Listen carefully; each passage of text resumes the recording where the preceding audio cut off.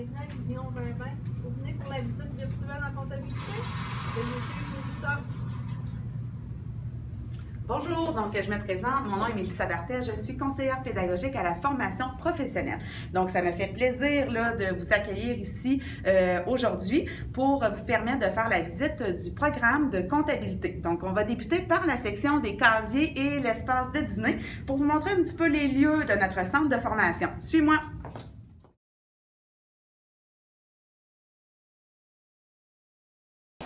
Alors ici, on est par l'accueil des élèves dans la section des casiers. Donc, si vous venez étudier chez nous, eh bien, vous aurez un casier d'attribué pour y déposer vos choses. Je vous dirige maintenant vers la salle à dîner.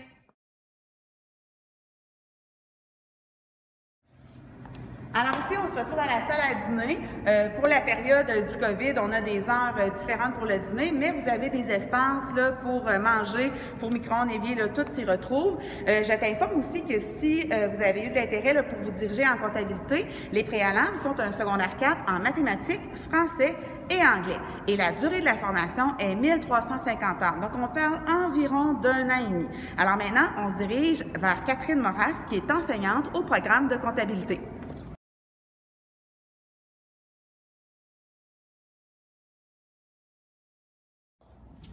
Alors, je vous présente Catherine Moras, qui est enseignante au département de comptabilité. Donc, on va s'approcher un petit peu. Donc, c'est avec elle qu'on va faire la visite. Bonjour, Catherine. Bonjour, ça me fait plaisir de vous accueillir au département de comptabilité. Donc, on se retrouve à un drôle d'endroit. J'avais en tête que le DEP se faisait dans une salle de classe. Donc, j'étais un peu surprise. Effectivement, en réalité, on a un art de réception ici à l'étage pour représenter un peu le marché du travail.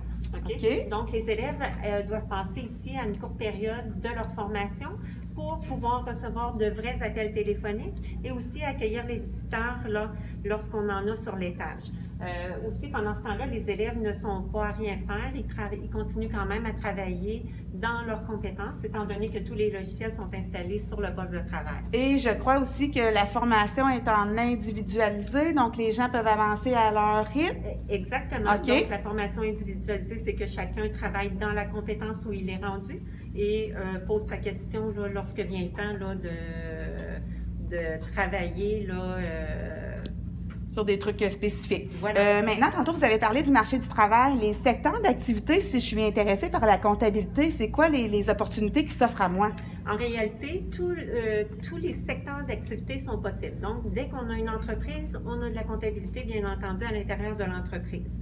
Aussi, il y a de la possibilité de pouvoir travailler à son compte, donc d'être travailleur autonome en comptabilité ou encore faire de la sous-traitance pour quelqu'un d'autre. Donc, le potentiel est très large là, au niveau de l'emploi en comptabilité. Wow, intéressant. Moi, je suis curieuse. J'aimerais bien, là, pour les bénéfices de la personne qui nous regarde et pour moi-même, de pouvoir faire une visite de la classe, le lieu de travail. Est-ce que c'est possible? Certainement, ça va me faire plaisir. Suivez-moi. Parfait.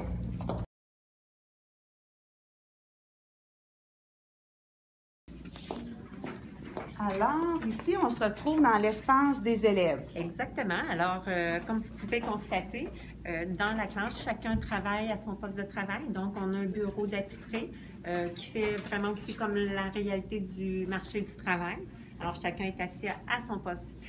Et le programme de comptabilité, est-ce que je dois m'attendre à travailler avec les chiffres seulement pendant ma formation? Non, la comptabilité, oui, on va travailler bien sûr, bien entendu, avec les chiffres, mais on a une partie aussi qu'on voit au niveau du français, au niveau de l'anglais, juste quelques compétences pour se mettre dans le bain. Et on travaille aussi beaucoup avec la bureautique. Donc, on apprend les différents logiciels, Word, Excel, Access, PowerPoint, entre autres. On travaille aussi avec Internet au niveau des lois du travail et tout. Donc, ça fait un peu différent là, de une variété de la comptabilité. Puis là, vous parlez de tâches, vous parlez, en fait, je m'excuse, de logiciels. Est-ce que vous pourriez nous démontrer des tâches plus précises qu'une personne qui étudie en comptabilité aurait à faire? Effectivement. Je vais me suivre ici. Si on regarde ici, Alors, on a Acomba ici qui est ouvert entre autres. Alors, avec Acomba, on peut faire différentes tâches. Donc, je dois faire des paies, je dois faire des factures à des clients, des factures à des fournisseurs. On a aussi les rapprochements bancaires et toutes les tâches là, directement reliées à la comptabilité générale d'une entreprise avec le logiciel Acomba. OK, donc c'est une belle continuité là, avec le marché du travail. C'est les logiciels qui sont utilisés aussi une fois qu'on se retrouve sur le marché du travail. Effectivement, en région, c'est le logiciel le plus utilisé et c'est celui que nous apprenons ici à l'école. Excellent. Donc, merci Catherine. Je vais me diriger vers les élèves maintenant. Ça me fait plaisir. Donc, bonjour Zélia, ça va bien? Oui, vous? Oui, très bien. Donc, si je vous demandais en fait pourquoi vous avez choisi le DEP de comptabilité, qu'est-ce que vous auriez à me dire? Je dirais que c'est surtout grâce à ma mère.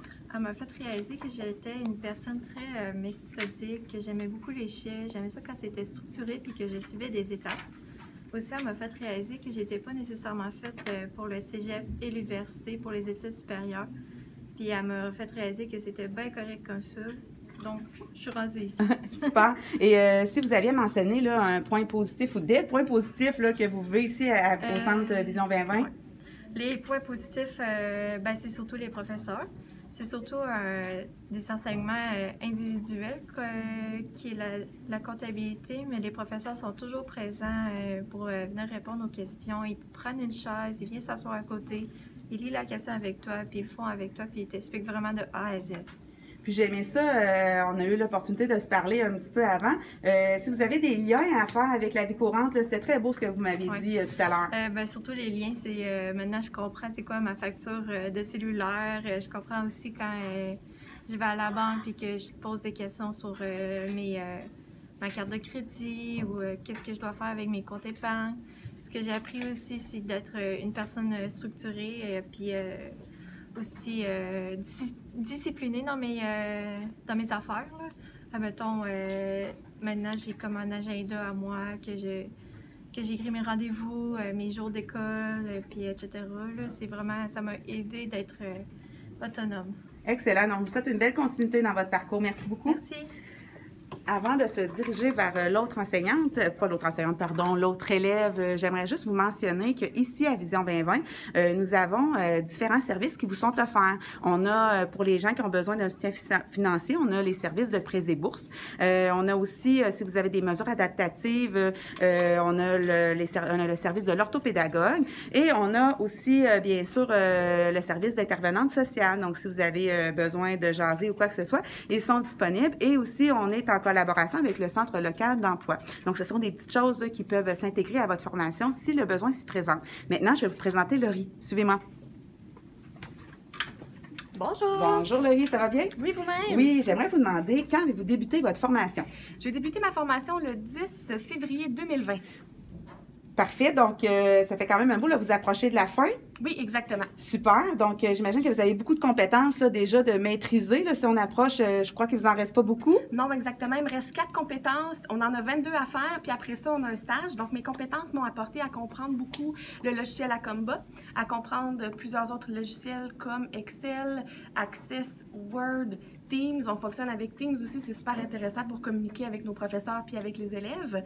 Donc, j'ai appris beaucoup de choses qui fait que je suis vraiment je suis capable de faire beaucoup de tâches au niveau de la comptabilité. Puis, c'est bien, tantôt, vous avez parlé du stage. Je crois que ça, c'est une finalité du DEP qui est bien intéressante. Est-ce que vous pourriez nous en parler? Oui, en fait, le stage s'en vient, donc c'est dans quelques semaines. Alors, je peux aller donner mon nom dans les entreprises de mon choix qui, bien sûr, ont besoin d'une commune comptable, c'est-à-dire beaucoup d'entreprises. Et à ce moment-là, je vais pouvoir passer des entrevues, accéder à un stage de 4 semaines et ensuite pouvoir passer sur le marché du travail. Et si je vous demandais, là, comme un mot de la fin, là, étant donné que vous êtes presque à la finalité de votre formation, qu'est-ce que le cours de commis comptable vous a apporté ou vous apportera? Vous me diriez quoi?